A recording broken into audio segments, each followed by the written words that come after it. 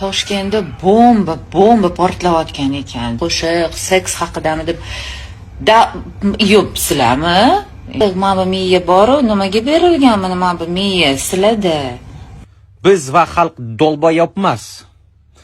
Sizda dolboyobligingizni biz va xalq yetkazishga harakat qilyapmiz, madaniyat vazirligigacha yetkazishga harakat qilyapmiz, bilmayman, hammasi ko'z yumib turibdi. Mana bu miya sizga nima uchun berilgan? Mana popishni ko'rsatish uchunmi? Yo bo'lmasa mamalarni ko'rsatib chiqish uchunmi? Ko'talang chiqib o'ynash uchunmi?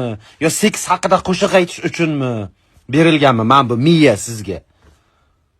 Kelajak avlodni mana popishni ko'rsatib, ana shunday chiqsang zakonni ketasan deb ko'rsatyapsizlar. Bu madaniyat vazirliklari qayerga qarayapti ekan? Bir nima deydi, puli yo'q bloger bir neta gapirib qo'ysa, obaratdan tiqib yo'q qo'yaradi bir 10 sutkaga. Mana u ham bir ko'raylik, bir 15 sutkachaga kirib chiqqanini bir Serquyosh aytganini. Serquyosh hur o'lkam degan qo'shiqlarni bir eshitaylik. Seks qo'shiq haqida emas, Serquyosh haqida bundan ham bir. To'ylar muborak.